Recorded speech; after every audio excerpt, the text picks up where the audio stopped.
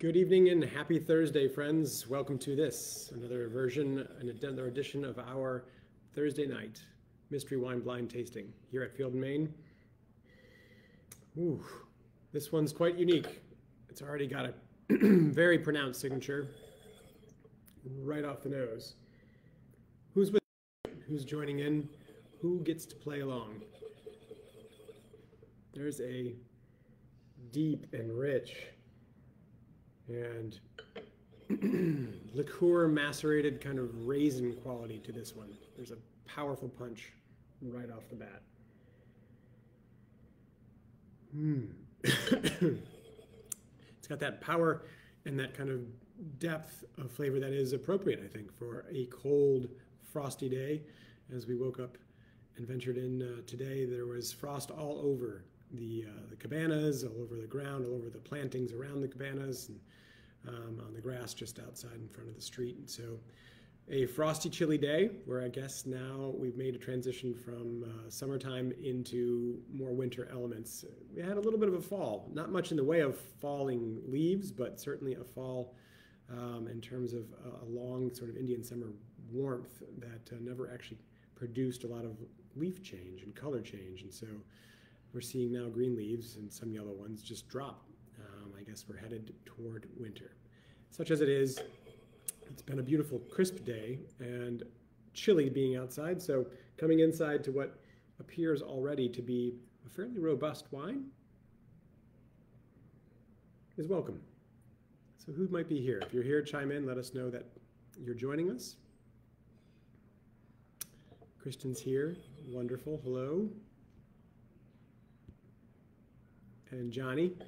It's great to see you guys over the weekend, as we got a chance to see a lot of folks who ventured into the buying event and got a chance to taste 20 wines or so with us, which was wonderful. Carrie, hi to you.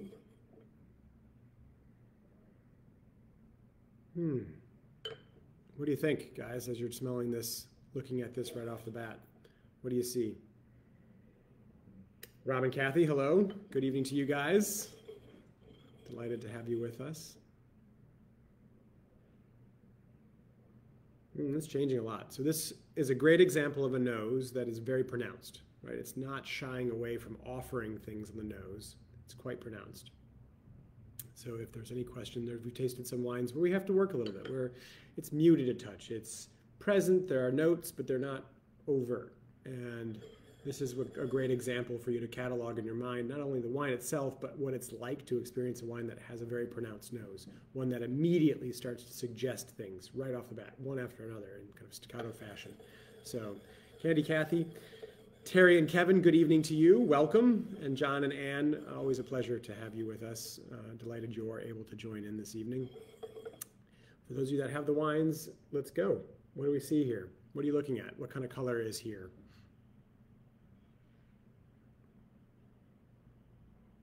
Chris, back from Asheville, doing a little travel. Delighted you could join us too. Thanks for including us in on what I'm sure is a very busy day. And Monica, you're with us. Brian is late. No worries. Brian can catch up, or if he doesn't, then at least he has the option just to drink a little bit of wine. And yes, Chris, this is a dark wine, right? This has got some richness to it. This is a deep violet, Robert's noting. Thank you for that. Yeah, there's purplish hues, there's reddish cast on the rim, but there's overall a kind of deep, rich, dark color here. And Alyssa and Erica are here with us this evening. Welcome. So that deep color, right, a richness is indicating potentially thicker skin varietals, richer varietals, potentially a bigger, more robust wine. All of that from the appearance, the color. How about the swirl of the glass? What do you get by way of the tear formation as it drips and falls, and then the legs as they stand? This is pretty pronounced, right? These are holding strong.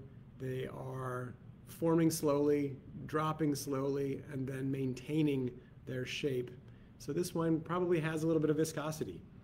Candy's coming back to us with a little bit of dark purple, garnet color with a hint of brown. So a range here. A range of color might be an indication of some age. So as you have rim variation, By rim variation, I mean what you see along the edge of the glass when you tilt it a little bit. That's the rim on the outside. And then at the core is sort of the center. Is there a variation in color from the rim to the core? And there always, a lot of times, there oftentimes is, just because the wine thins out and light penetrates it more. So try to parse that difference out.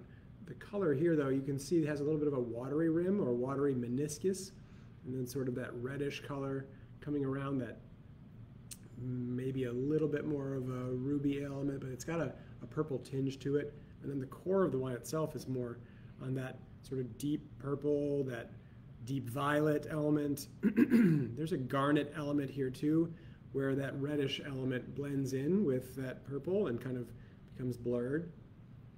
I don't see any, I'm not so sure we got a little bit of brown, like tawny element like that you might see when you see a wine with more particular age, but this one has a little bit of variation there, and that watery element or that clear element toward the outside rim is oftentimes an indication of some alcohol, which a more robust, powerful wine that has the aromas we're about to dive into might indicate.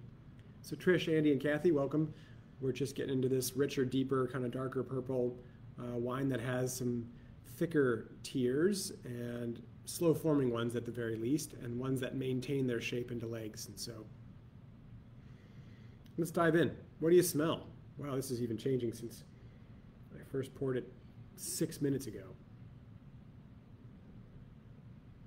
Ooh. Let's talk about a few things, right? A few things. Fruit, earth, wood. On the fruit side, what are you picking up? And what kind of fruit are you picking up? So if you're picking up, let's just pick cherries. Are they red cherries, black cherries? Are they tart cherries, sweet cherries? Are they cherries in syrup? Are they dried cherries? What kind of fruit also is here?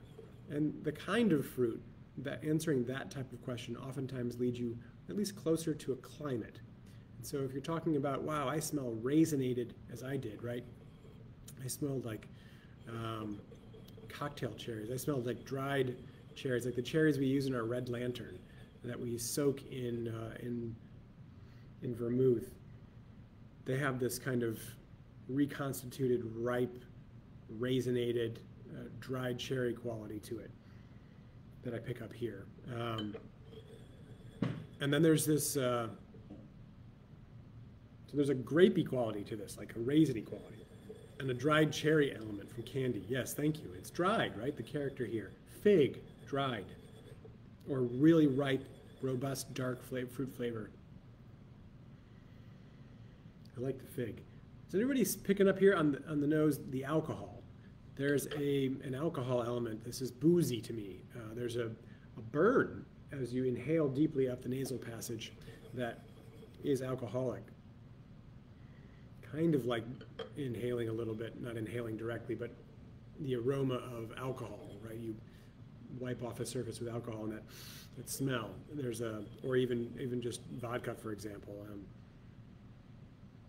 There's a booziness to this. That's interesting.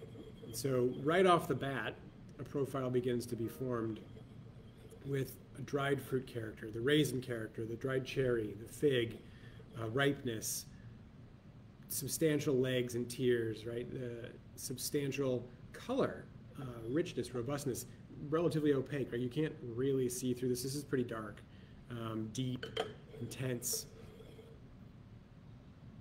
Yeah, Monica, for you, exactly. The fancy cherry soaked in bourbon, 100%. Like, that's exactly where I'm headed. So,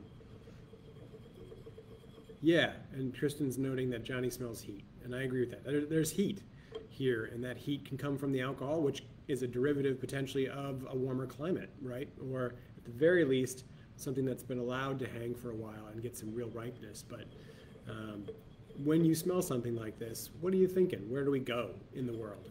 What are some things that initially just should pop into your mind? So, Washington State's warm. California's warm. South America in certain places is warm. We could be thinking about something that is like Australia. Shiraz from the Barossa Valley, for example, warm. Going to Italy and Amarone, where you actually get raisinated fruit intentionally warm.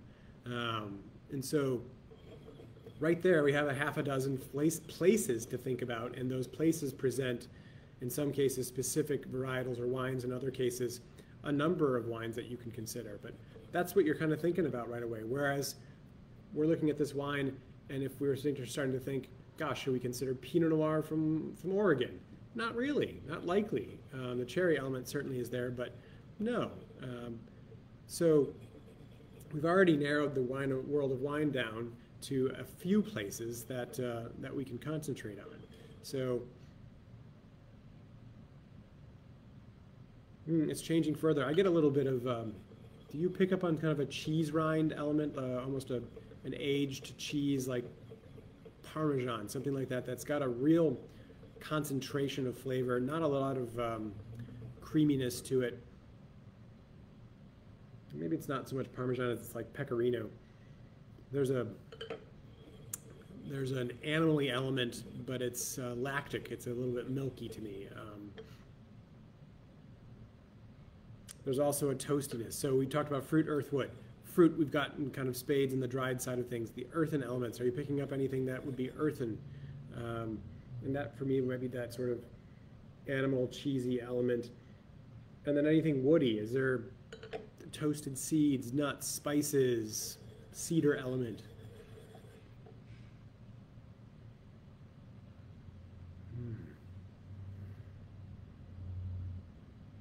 That bourbon cherry comment, Monica, that bourbon element, sort of that American oak, that char quality, maybe a hint, a little bit of oak and tobacco coming through and a bit of cedar. So maybe we're talking about a little bit of French oak here. We could be talking about, as that bourbon element kind of comes on more, there's that vanilla note that could be talking about more of American oak, which would bring in, say, something like Rioja or Tempranillo from Spain that might be presenting with some of this ripeness. Monastrell, something like that, some power and some color coming from Spain. So Spain, Italy, Australia, Washington State, California, Argentina potentially, right? So South Africa for sure could be in the running. There's a lot of places where we could be thinking about this particular wine. Candy, you're throwing out Merlot, and so is Kevin. Sorry, Kevin's tossing out Merlot and as an option. Why, Kevin? What about the raisinated fruit is Merlot oriented to you? And Erica, yeah, you're picking up a little bit of the walnut. So yeah, there's a slight consideration for some kind of oak usage here, right? All right, great. Let's try this wine. Let's see with what we've tried, do we get any indication that we can verify what we've smelled and seen by way of our kind of initial ideas about the half dozen or so places? And can we rule out any place? Can we bring in other places? What can the taste tell us?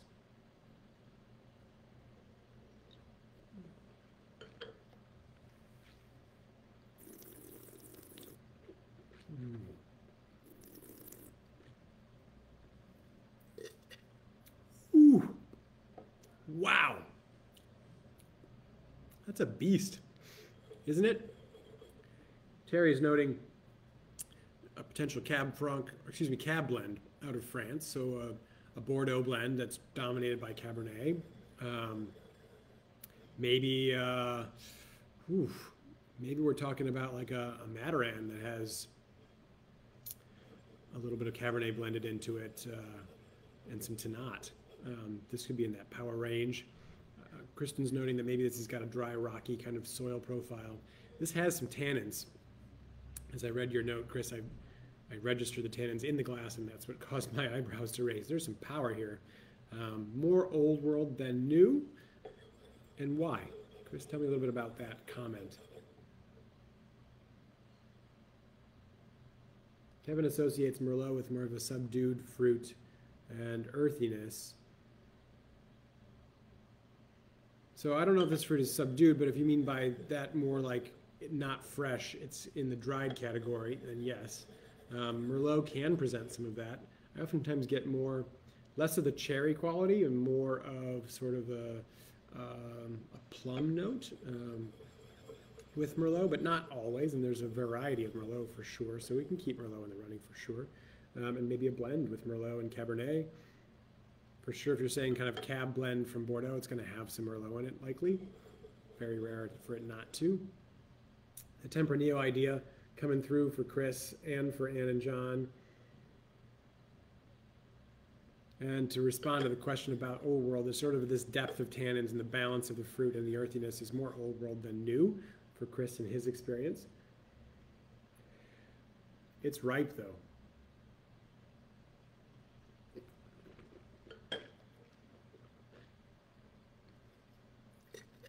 It's ripe. Ooh. The structure of this wine, the tannin of this wine is medium plus, right? Maybe venturing into high tannin. And there is fruit around it and there is sort of stuffing around it, but it's not particularly muscular around that structure of tannin. If you think about like the experience, it's sort of like this scaffolding of tannin that's built the interior structure of this wine. And as you taste it, it's almost like the fruit and everything else just sort of sheds around the outside of it. And then there's just sort of a lingering quality of alcohol. There's a bit of a zing and a lingering quality of acidity. So Kristen's decanted this wine a little bit before we started, about half an hour, or excuse me, 45 minutes before we started. And as a result, some of it's softened, but the tannins are still powerful. Chris is a little bit cold. Yeah, and cold can accentuate that tannin. So if you've got a little bit in your glass, just rub it on your hands like this and try to warm it up with your body heat. That helps. Drink a little bit more and leave a little less in the glass, and that happens. That speeds up the process. This wine, though, from a structural standpoint, it's dry, yes? Where's the acidity at? Tannin we've talked about being pretty robust. Is this an overall robust wine?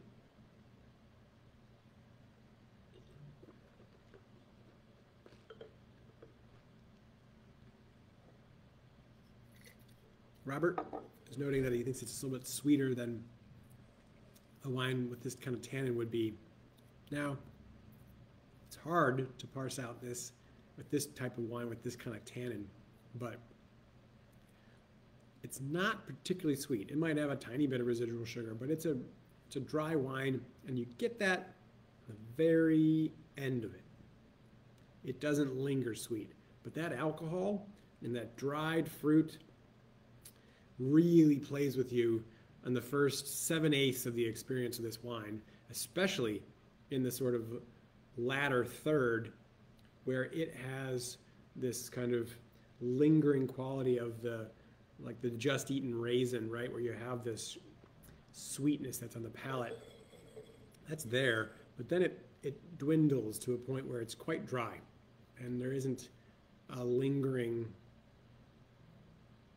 super lingering kind of saccharine quality or a sugary quality. There isn't a syrupy element that's still leaving a residual sugar quality behind after you finish the sip. There is that retronasal raisin element, though, that's still there. That's interesting. Medium acidity. It's definitely hard with the tannins. It's hard to parse out where the acidity stops or continues through the tannin.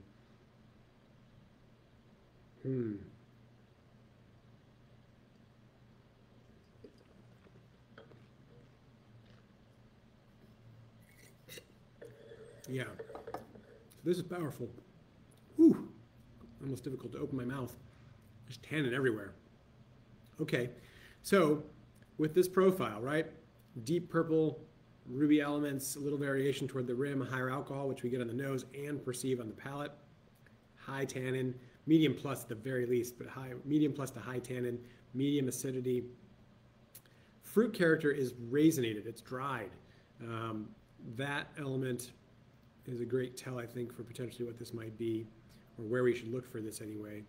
And regions we were throwing out, if we're talking about the New World, we were talking about California, Washington, maybe a little bit of Argentina, South Africa, Australia. In the Old World, we're kind of venturing sort of Spain and Italy.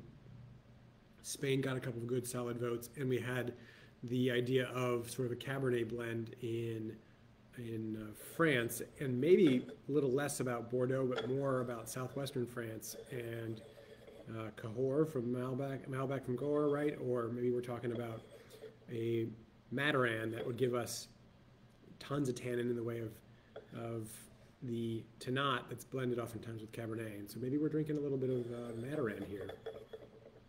Spanish Tempranillo, I think is a very good idea, especially because sometimes some of that Tempranillo sees a little bit of American oak, where you get some of that bourbon cherry element, where you get that bourbon quality, and that richness, and the figgy elements. There's a lot of the oak, that oak profile shining through more and more now. That cedared note is coming through.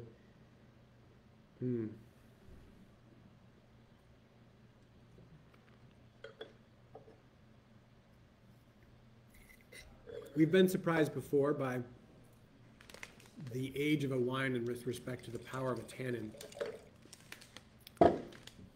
I think there's a chance that this has a little bit of age, but not a ton.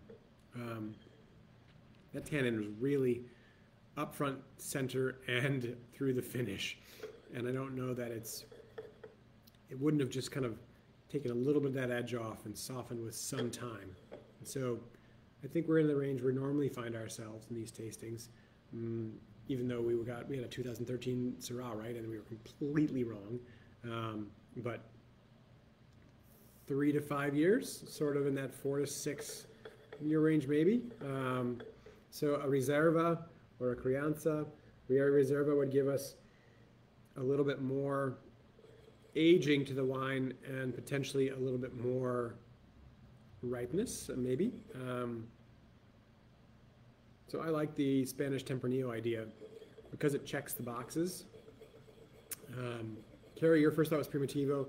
Not so sure. Well, I think that's a worthwhile discussion point. I think we would see a little bit more softness than this, but I was thinking maybe we're talking about, especially from our initial talk, about what we saw and what we perceived visually, that we should consider California Zinfandel. I'm not sure that I would stay there at this point, but there's sort of an earth and manure-y note coming out now that's really kind of moving me away from the new world and bringing me to the old world, or at least keeping me in the old world. Monica is leaning toward Argentina, and I've had a couple of wines in Argentina that were made by Italians that used kind of the raisinating process of the pasito, kind of drying the fruit and then pressing.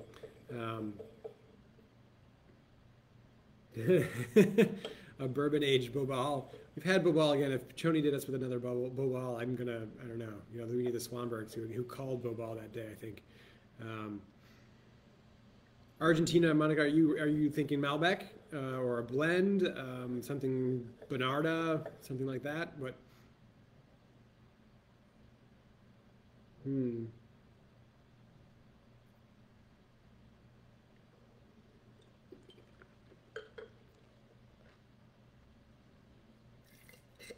Yeah. For me, mine's not changing a lot. I usually look for it to do so right about now at 20, 21, 22, 24 minutes, something like that. Candy's throwing a wild guess in there from Georgia. I like Saperavi, or what kind of varietal are you thinking? Just a Georgian red.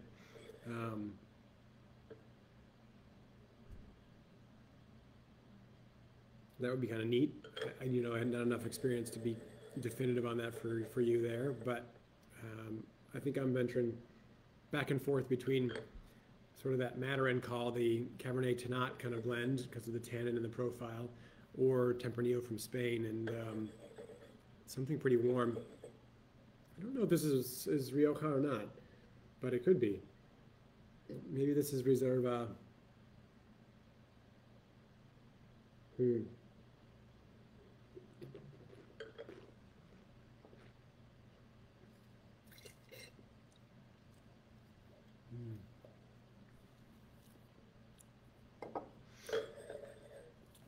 I'm trying to parse that out. I think it's that bourbony element that's sort of taking me to Spain. But then as I sit with it for a bit more, that earthen note, that manured note coming out, might push me back toward France. Rioja or Ribera del Duero. Yep, Chris, I think there's cases that can be made there. In Rioja, they're generally tending to try to put out a wine that has a little bit more resolution of tannin. I have tasted big wines, of course, from Rioja. So I like the idea of Ribera del Duero. There's usually a little bit more finesse, but there can be some real power there, and Tempranillo being the grape. So I would be comfortable with venturing a guess like 2018 or something like that. 2017, Ribera del Duero or Rioja.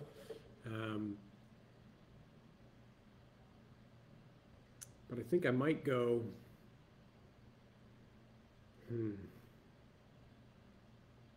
Well, if it was the more Tannat side of things, I think we would see more definitive kind of purple, a little bit less of that ruby element.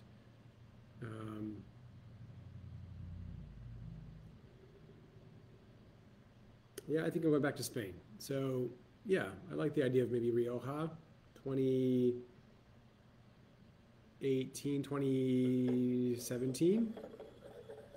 Rioja with some definite power. I'm trying to remember what the vintages were like there, and I don't recall them at this point between 17 and 18 to see where a riper vintage would be. But a riper site, a riper production, something that hung for a while. This fruit wasn't something that was picked early to keep freshness. This was a wine that was made with some very well developed, some sun-kissed fruit that has some thicker tannin skins, you know, that were definitely imparted into this wine. Any other thoughts, Monica? Are you going to go whole hog into Argentina?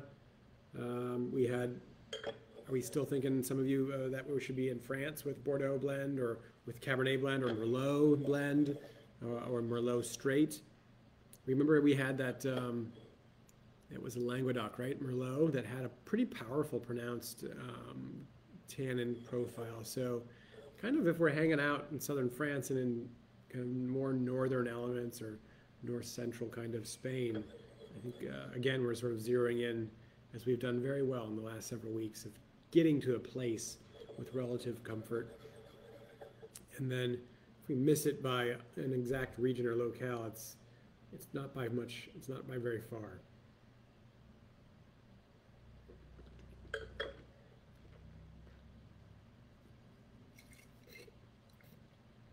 Okay, so a lot more votes for Spain. It's kind of interesting how this wine, as you continue to sip it, that aggressive tannin just sort of lays a foundation that almost buttresses the rest of your palate from the barrage of tannin and lays down a thick layer that supports sip after sip, and you kind of just keep going. But as I pause here and talk, I got tannin everywhere. Going out a ledge in Portugal, not a huge ledge though. I agree with that. You could have some Tempranillo that goes out to Portugal and you get a little bit of power there. I think we're just dealing with a little bit less coastal influence and dealing more with that inland warmth that is Spain. So I'm going to stay with Spain. I agree, Jan. It's not a Zin. So yeah, I'm going to say Rioja 2017. Tempranillo. Whew, it's got alcohol, power, intrigue. It's a big wine. Hopefully you got a big stew or something rich going on at home that you can enjoy this with. I think you could leave it open for a couple of hours and see where it goes and how it softens. You have a decanter or something, a vessel, you can pour it in that and then pour it back in the bottle and double decant it and get some oxygen in it. Soften it up a little bit. Oh man, Chris, nice job. Ribera del Duero. Epifanio, 2019. This is young. Oof. So Ribera, this is, looking to see, Tempranillo hand-picked in vineyards, 6 months in barrel, 50% American oak, and 50% French. And we did a great job of parsing out that there was that bourbon element, there was some of that vanilla note that you get from American oak, and some of the sort of cedared notes that you pick up from French. That's awesome. That's pretty cool. So yes, we just drank Ribera del Duero, Tempranillo. Great, guys. This is awesome. I think, you know, this gets us we got right in the region or the regions, and most people kind of helped by pulling out some thoughts about one characteristic or another, and as a group we get to where we want to go. And so that's a big wine. That's a wine at 2019, is young and would benefit from a little bit more time, I think, just so that some of that tannin would soften. But that said, if you love it, by all means continue to go for it. And as I said, if it's just a little bit aggressive as it was for me, you can aerate it. And there are a few things that help youthful tannin. That's oxygen and rare meats, rare uncoagulated protein, and fat. And so if you had a creamy sauce, if you had a rich stew, if you have a rare-ish steak that has a fat layer on it, don't shy from the fat. Add that fat to a bite. If you have a vegetable-based course, and you can add things that have texture and richness to it. So if you're roasting beets, for example, and you can add fats to this, nut fats, you know, so you could complement some of that oak profile with sort of a peanut element or a hazelnut element or an almond element that you can put just crushed nuts, but if you puree them up too and make sort of a sauce out of that, this is where you're going to need some of that richness and that fat to help soften the tannin. And then you can decant it, leaving it open, as some of you did, for a couple of moments, couple of half hour, 2 hours with this wine prior to consuming it. It wouldn't hurt you. So, or this wine for that matter. I think that would be beautiful. So, yeah, it's opened it up more. There's a perfumey note coming through now. So, a great fun wine, a wine that you all did really well with. Thank you for joining me tonight. I will see you in a week or so, and we'll do it again. Cheers until then.